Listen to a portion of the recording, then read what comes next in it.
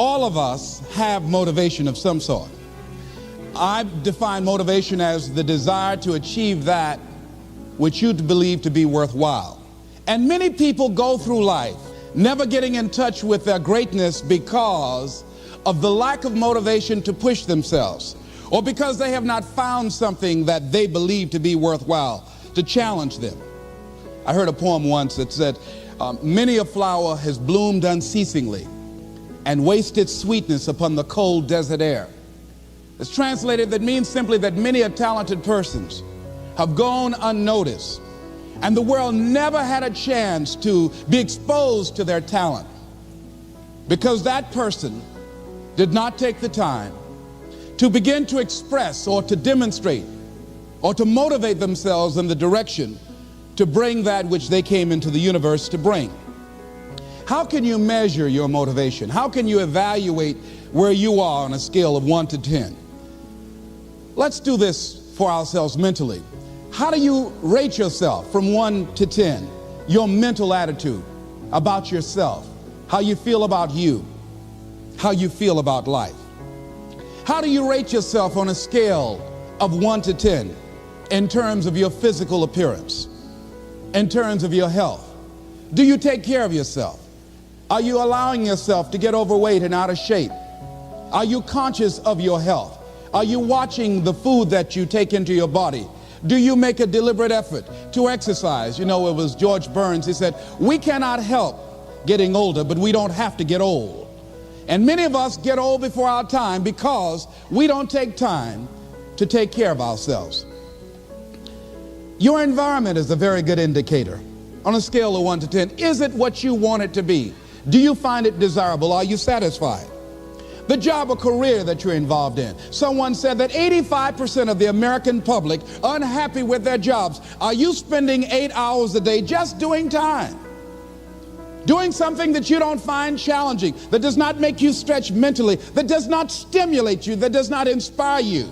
Something that you don't find a sense of fulfillment in it.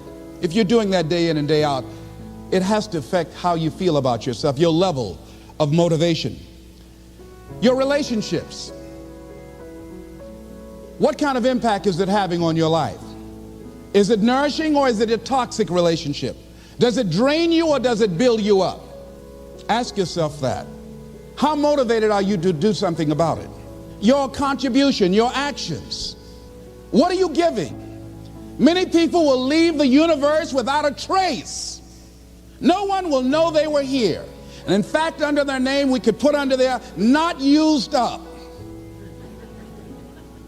Will anybody know that you came this way? What contribution are you giving? What will you leave? What will be different because you came this way? Someone once said that life is our gift to us that God has given us, and how we live our lives is our gift to God. What kind of gift are you formulating?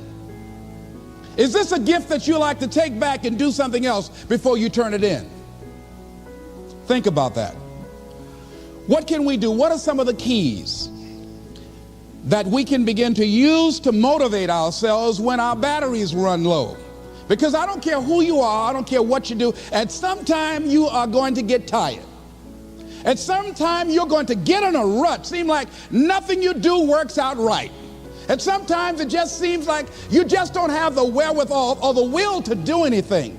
That sometimes you act like you're punch drunk. You're just wading through life, just doing time day in and day out, looking at non-discriminatory television, anything that's on, just looking. And depressed, feeling powerless, feeling useless, and bored. What do you do? How do you get yourself out of a rut? How do you, when you know you can do more than what you've been doing and you're not doing it and you're discontent with where you are, you get angry at yourself. How do you get out of that rut? How do you motivate yourself?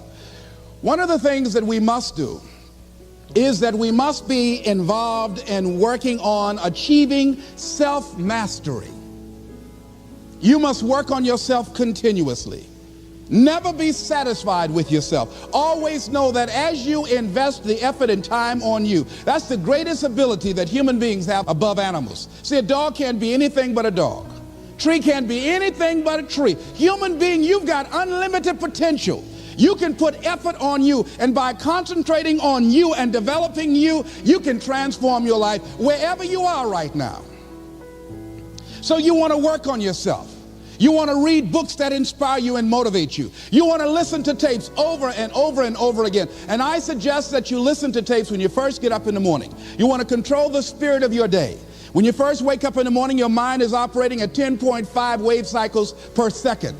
That's when the subconscious mind is most impressionable. Whatever you hear in the first 20 minutes when you wake up, that will affect the spirit of your day.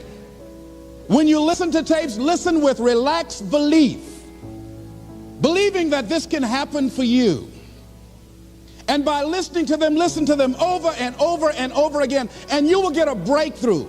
You can listen to the same tape for months, and all of a sudden you hear something you never heard before. It have a special meaning for you. Or read the same book over again, and you find some special insight. You said, I can't believe I didn't see that the first time. So you want to be involved in developing yourself. Most people won't do that. Most people won't take that kind of effort and invest that kind of energy in themselves, because they will fall prey to that conversation within. Oh, don't do that. You don't have time. You're too busy. You're too caught up in the rat race. Most people won't do that. Well, they won't take time to go to lectures. They won't take time to go to seminars. They won't take time to go to classes to improve themselves. And as you continue to work on yourself, you will begin to expand your vision of yourself. You'll begin to work towards self-mastery. And you will begin to see it reflect itself in all the dimensions of your life, your mental life, your physical life, your social life, in your relationships, your monetary life. So concentrate on developing yourself. Because if you don't, I guarantee you that you will make a settlement. And most people have. And most of us already have. What kind of settlement have you made with your life? You know, when we make settlements, out of court settlements, you've heard them. That means that you decided to take something less than what you originally wanted to get had you gone into court. And the reason that you settled outside of court is because you didn't believe that you can get it. So you made an out-of-court settlement. Many of us are making in-life settlement. We're settling for less than what we actually deserve. We don't feel good about it, but we make it work in our minds. We'll come up with some kind of excuse to make it all right. What kind of settlement have you made with your life? Many of us settle for less than what we want out of relationships because we don't have the courage to change them. In order to begin to find some keys to self-motivation to drive yourself, in addition to working on yourself, and as you work on yourself, you feel good about yourself, and as you feel better about yourself, you treat yourself differently. Develop a health plan. See, you can't feel well and do well if you don't have good health. You can't perform if you don't have your health. Your health is valuable. Develop a health plan. A plan that you will follow, because this is the only vehicle that you have to carry you through this experience called life. And you want to take good care of it because you love you enough. You care enough about you. And that's not easy. It is not easy having a health plan and sticking to it. What are the things that you fear that's been keeping you from living your dream, that's been keeping you from doing some things that you would like to do? Just think about those things. And how do we begin to handle that? Abraham Maslow said that life is about growth. And he said you can either go back to your comfort zone, and there you won't find any growth, or you must be willing to go forward and face your fears again and again and again. Because you're never going to have a fear-free existence. I mean, some fear is acceptable and legitimate. There are some things that you really should be afraid of. Now, you shouldn't allow it to immobilize you. You acknowledge it, you take it into account, and you carry yourself accordingly. There are times that we should proceed with caution. But it's the difference between being stopped by fear. It's the difference between having a fear and the fear having you. So what do? One, acknowledge it, and knowing that it's okay. Don't condemn yourself for being afraid. It's perfectly fine to have some fears. You acknowledge your fears, you embrace those fears, and then you move on. You act on whatever it is that you fear. Because once you embrace it, see, what you resist will persist. What you resist will persist. So one of the most important things is to begin to embrace your fear. And I used to have a tremendous inferiority complex about speaking before people that I felt who had more going for them than I did. Because I'm not college trained, I used to feel that college people were the most intelligent people on the planet. And there was nothing I had to say for them. And what will they listen to me for? That's the way I felt. And so I had to visualize myself speaking before them, speaking before various audiences that had more going for them than I did, and realize and appreciate my own value and that I was a worthwhile person, even though I didn't have all going for me. I didn't have the money, I didn't have the education that they had. So part of the process is seeing yourself, being worthy, being capable, having what you need to make you a worthwhile person, and that you're more than able, and that you deserve to be listened to, or you deserve to have that dream and that passion and whatever it is that you see and envision there. You've got to see it in your mind's eye and know that you've got what it takes. Fears am I holding on to? What fears that I'm allowing to imprison me, that's keeping me from breaking out, that's keeping me from living up to my true potential, that's keeping me from really being happy, that's keeping me from having a sense of adventure and excitement in my life? What's keeping me from controlling my destiny? What fears that I'm giving that permission to? Notice what I said, that we must give our permission to fear to immobilize us. Because whatever discomfort you experience, whatever challenges or difficulty that it is, you got to handle it. You got to go up in there and wrestle with it. Will it be easy? No. Will it be challenging? Yes. A friend of mine who's going into recovery, he's been addicted to crack cocaine for years and alcohol. And he was talking about how challenging it was and why he was dreading going into cold turkey. I said, what do you want me to tell you? That it's going to be a picnic? No, it's not.